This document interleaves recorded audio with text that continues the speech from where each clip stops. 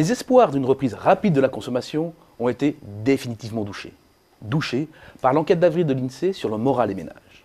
D'abord, l'écart entre l'opportunité d'épargner et celle de faire des achats se creuse pour s'installer à un niveau inédit depuis la création de cette enquête, c'est-à-dire en octobre 1972. Et les ménages, qui ne se font aucune illusion, se préparent à une longue traversée du désert. Le plongeon de leur opinion sur le niveau de vie futur en France, tombé à son plancher historique, ne dit pas autre chose.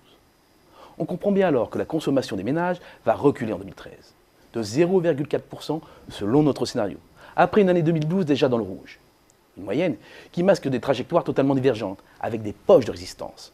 La plus importante, c'est celle des dépenses préengagées, des dépenses inscrites dans un contrat difficile à renégocier à court terme. Il s'agit bien sûr des dépenses liées au logement, loyer, eau, électricité, aux services de télécommunications et de télévision, comme la redevance, les abonnements aux chaînes payantes. Bien sûr, il y a les assurances de toutes sortes, souvent obligatoires. Ce sont aussi les services financiers et les frais de cantine. Ce vaste ensemble représente le tiers de la consommation totale et absorbe 28% du revenu des Français. Pour ces dépenses, difficiles à comprimer, 2013 se terminera sur une nouvelle hausse, proche de 1%. Deuxième poche de résistance, celle des dépenses qui permettent de prolonger la durée de vie des produits. Un exemple pour bien comprendre. Les achats en textile cuir, sur la corde raide depuis le début de l'année, ont fait plonger le chiffre d'affaires des magasins de chaussures au premier trimestre. Avec la crise, les Français usent leurs chaussures jusqu'à la corde. Et une fois usées, les font réparer.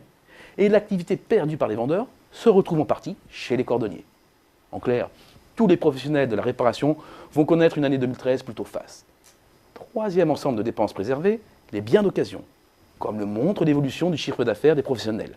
L'activité résiste parfaitement bien, signe que si les ménages veulent continuer à consommer, ils cherchent par tous les moyens à alléger la facture.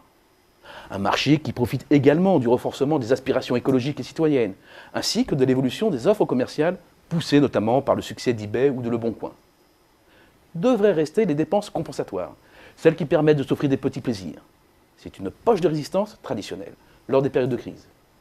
Pas cette fois-ci. Et le chiffre d'affaires des instituts de beauté, des parfumeries et des restaurants sont en baisse. Dépenses contraintes d'un côté, système dit de l'autre. Les poches de résistance sont bien celles d'une consommation en crise durable.